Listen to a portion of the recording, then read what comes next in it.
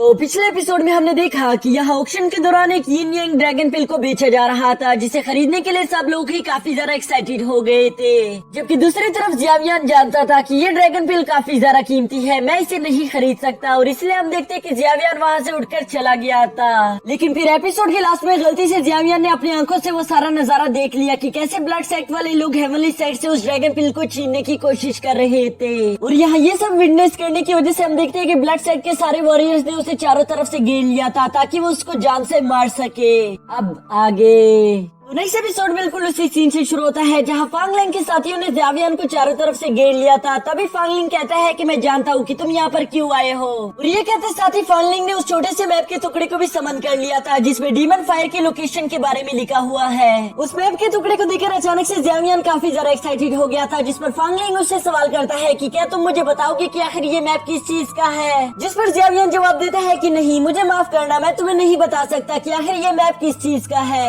यहाँ जियावियन के मुंह से ऐसा जवाब सुनकर फांगलिंग को काफी ज्यादा गुस्सा आ गया था और इसलिए वो अपने वॉरियर्स को उस पर अटैक करने के लिए आगे भेज देता है। जिस पर हम देखते हैं कि जियावियन ने भी फौरन से अपने हैवी सोर्ड को निकाल लिया था और इसके बाद इन लोगों के बीच एक खतरनाक फाइट शुरू हो जाती है। यहाँ फांगलिंग दूर से खड़ा होकर ये सारी फाइट देख रहा था, लेकिन साथ ही साथ उसे जियावियन पर काफी ज्यादा गुस्सा भी आ रहा था, जिसकी वजह से वो अपनी कर्व सोर्ड को समन कर लेता है। वो यहाँ जियावियन पर अटैक करना चाहता था, जिस पर मिस्टर वांग उसे मना करने की कोशिश करते हैं। वो उसे बताते हैं कि तुम इतने ज्यादा पावरफुल नहीं कि इसे हरा सको। फांगलिंग उनसे कहता है कि आपको मेरी फिक्र करने की कोई जरूरत नहीं, बस आप यहीं पर खड़े होकर ध्यान रखना, मैं इस लड़के को यहाँ पर जान से मार डालूंगा। लेकिन अगर इस लड़के ने डर के मारे मुझसे भागने की कोशिश की तो तुम्हारा काम यही होगा कि तुम उसको यहीं पर रोक के रखो। और ये कहते साथ ही हम देखते हैं कि फांगलिंग ने जियावियन पर एक स्नीक अटैक कर दिया था, जिसे जियावियन बहुत ही आसानी के साथ ब्लॉक कर लेता है। और इसके बाद इन दोनों के दरमियान एक एक्स्ट्रा ऑर्डिनरी फाइट शुरू हो गई थी, जिसमें ये दोनों एक दूसरे को काफी देर तक एक खतरनाक टक्कर दे रही थी। तभी फांगलिंग पीछे हटते हुए कहता है कि ये लड़का तो मानना पड़ेगा कि काफी ज्यादा स्ट्रॉन्ग है। जबकि दूसरी तरफ जियाफान भी कह रहा था कि फांगलिंग अपने लेवल से काफी अच्छी फाइट कर रहा है, मुझे इससे इतनी अच्छी फाइट की उम्मीद नहीं थी। यहाँ ये दोनों इसी तरह की बातें सोचते हुए अपनी तलवार लेकर फौरन ही एक दूसरे से टकरा गए थे, जहाँ पर एक बहुत बड़ा एनर्जी ब्लास्ट हो जाता है और इस एनर्जी का प्रेशर बहुत ज्यादा हाई था, जिसकी वजह से ये दोनों ही उड़ते हुए काफी ज्यादा दूर आ गिरे थे। और यहाँ पर हम देखते हैं कि फांगलिंग को बहुत ज्यादा गुस्सा आ रहा था। वो इसी गुस्से के साथ अपनी सोर्ड को नीचे गिराकर जियाफान से कहता है कि मुझे इतना ज्यादा गुस्सा दिलाने के लिए बहुत बहुत शुक्रिया,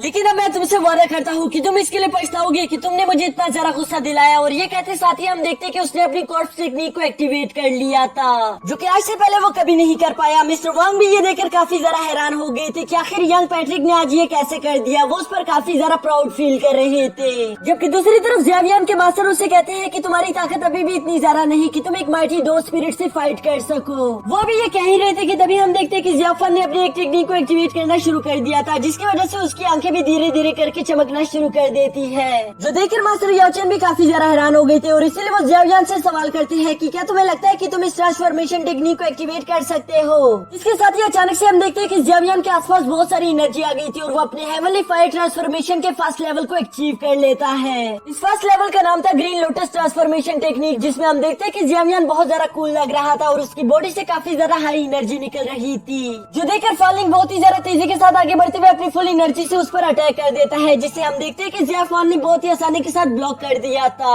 यहाँ ये दोनों ही अपनी फ्लेम एनर्जी को डोमिनेट करने की कोशिश कर रहे थे, जिसकी शुरू में हम देखते हैं कि फांगलिंग की एनर्जी काफी ज्यादा हाई थी, लेकिन उसके थोड़ी देर बाद ही हम देखते हैं कि अचानक से एक बहुत बड़ा एनर्जी ब्लास्ट हो गया था, जिसके बाद जियाफान की फ्लेम एनर्जी बढ़ना शुरू कर देती है। और इसी तरह से धीरे धीरे करके जियावियन की फ्लेम ने फांगलिंग को डोमिनेट करना शुरू कर दिया था, जिसके हाई इफेक्ट से हम देखते हैं कि फांगलिंग उड़ता हुआ काफी दूर आ गिरा था और वो खुद की बॉडी पर लगी हुई फ्लेम को देखकर कहता है कि ये काफी ज्यादा स्ट्रेंज फ्लेम है। और यहाँ दोस्तों मैंने आप लोगों को पहले भी बताया था कि ब्लैक सेक्ट की बस एक ही कमजोरी है और वो है किसी तरह की भी फ्लेम पावर्स। तो इसीलिए मिस्टर वांग बड़ी तेजी के साथ आगे आकर फांगलिंग से कहता है कि हमें यहाँ से चले जाना चाहिए, क्योंकि हम जानते हैं कि इस लड़के के पास काफी मिस्टीरियस फ्लेम पावर्स है। जिस पर फांगलिंग कहता है कि नहीं, हमें कुछ भी करके इस लड़के को यहीं पर कुछ देर के लिए रोकना होगा ताकि फादर हमारी मदद करने के लिए पहुँच सके। वो भी ये कह ही रहा था, जिसके साथ सीन शिफ्ट होकर फांगलिंग के फादर पर आ जाता है और हम यहाँ पर देखते हैं कि उसने किंग यू और वहाँ पर उसके मौजूद बाकी के साथियों को जान से मार डाला था, जिस जिसके बाद वो अपने बेटे की तरफ बड़ी तेजी के साथ उड़ते हुए जाना शुरू कर देते हैं, जबकि दूसरी तरफ मिस्टर वांग कह रहा था कि हाँ तुम बिल्कुल ठीक कह रहे हो,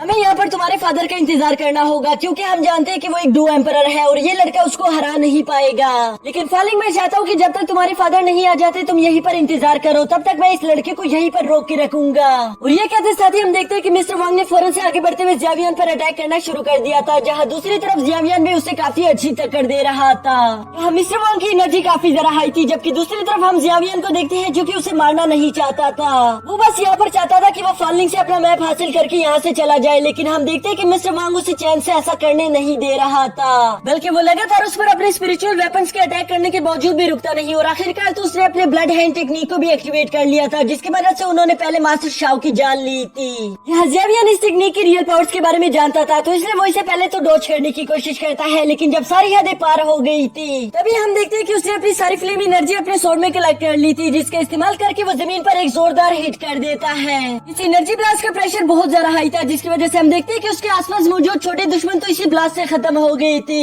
लेकिन वो इसके साथ भी रुकता नहीं, बल्कि वो बड़ी तेजी के साथ टेलीपोर्ट होकर मिस्टर वांग के पीछे आ गया था, जहाँ वो अपनी फ्लेम एनर्जी का इस्तेमाल करते हुए उसे जलाकर खत्म कर देता है। यहाँ अपनी फ्लेम एनर्जी इतनी ज्यादा इस्तेमाल करने की वजह से हम देखते हैं कि जियावियन काफी ज्यादा वीक हो चुका था, वो तो सही से खड़ा भी नहीं हो पा रहा था। लेकिन तभी उसके मास्टर उसे कहते हैं कि जल्दी से फालिंग को पकड़ो, वो यहाँ से भागने की कोशिश कर रहा है। अभी उसके मास्टर के पास ये कहने की देर थी कि तभी हम देखते हैं कि एक छोटी सी चीज बड़ी तेजी के साथ मूव करते हुए फालिंग के दिल के आर पार हो गई थी, जिसकी वजह से वो वहीं पर मर गया था। और हमें दिखाया जाता है कि वो छोटी सी क्यूट सी चीज और कोई नहीं बल्कि क्वीन मेडुसा है। दोस्तों यहाँ इस न्यू सीजन में हमने पहली दफा क्वीन मेडुसा को देखा, आपका तो पता नहीं, लेकिन मैं उसे देखकर काफी ज्यादा खुश हो गया। यहाँ की अब ये सारी प्रॉब्लम्स खत्म होने के बाद हम देखते हैं कि जियावियन को यहाँ पर जो कुछ चाहिए था वो उससे मिल चुका है। लेकिन तभी वो अपने मास्टर से कहता है कि हेवनली फायर ट्रांसफॉर्मेशन टेक्निक काफी ज्यादा खतरनाक है, मुझे इसे काबू करने में काफी ज्यादा मुश्किल हुई, लगता है मुझे अपनी बॉडी पर और भी ज्यादा काम करना होगा क्योंकि मैं उसे अच्छे से कंट्रोल नहीं कर पा रहा था। जिस पर उसके मास्टर कहते हैं कि नहीं, तुमने पहली मर्तबा में इसे काफी अच्छे से परफॉर्म किया, वरना मुझे इतनी अच्छी की उम्मीद नहीं थी। यहाँ ये दोनों अभी इसी तरह की बातें कर रहे थे कि तभी मास्टर याओ जियावियन से कहते हैं कि तुम्हें यहाँ से निकलना होगा क्योंकि मुझे डुआंग की खुशबू आ रही है, यानी कि फालिंग का फादर जल्द ही यहाँ पर पहुँचने वाला है। जो सुनकर हम देखते हैं कि जियावियन फौरन से वहाँ से उड़ते हुए चला गया था, जिसकी थोड़ी देर बाद हम देखते हैं कि आखिरकार मास्टर डुआंग भी उस जगह पर पहुँच गया था। और इसी के साथ हमारा ये एपिसोड भी खत्म हो जाता है।